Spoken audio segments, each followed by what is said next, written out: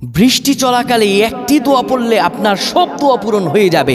আপনার মনের যত আশা আছে, আপনার যত আকাঙ্ক্ষা আছে, আল্লাহর কাছে যে আপনি মুনাজাত তুলে দোয়া করেন, সব দোয়া পূরণ হয়ে যাবে বৃষ্টির সময় যদি আপনি এই দোয়াটা পড়ে আল্লাহর কাছে চাইতে পারেন।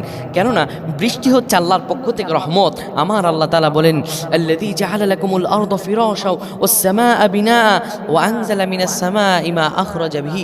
আকাশ থেকে তোমাদের জন্য নিয়ামত রাজি সৃষ্টি হয়, আকাশ থেকে তোমাদের জন্য নিয়ামত বর্ষণ হয়। তোমরা বান্দা ওই নিয়ামতের জন্য আল্লাহর কাছে শুকর করো, ওই নিয়ামত পাওয়ার জন্য আল্লাহর কাছে প্রার্থনা করো, আল্লাহ তাআলা তোমার সব আশা পূরণ করে দিবেন। সম্মানিত ভাইরা আমার, তাই বৃষ্টি চলাকালে নবীজি শেখানো কিছু দোয়া আছে, এই দোয়া যদি পড়ে মানুষের ভাগ্য খুলে যায়। কেননা নবীজি বলেন, আল্লাহ যখন খুশি হয় তখন বৃষ্টি দান করেন, আর আল্লাহ যখন বেশি খুশি হয় কন্যা সন্তান দান করেন। সুবহানাল্লাহি ওয়া বিহামদি। বৃষ্টি আসলে নবীজির সুন্নাহ, সাহাবীদের সুন্নাহ ছিল বৃষ্টিতে ভেজা। বৃষ্টিতে ভিজলে পরে অনেক রোগ থেকে মুক্তি পাওয়া যায়।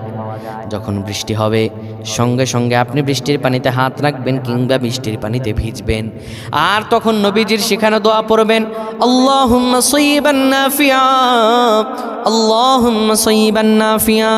এই দোয়াটি আপনি বৃষ্টি চলাকালে 11 বার পড়বেন।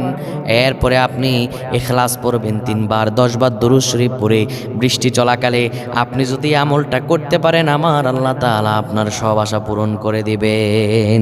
আল্লাহুম্মা আমিন।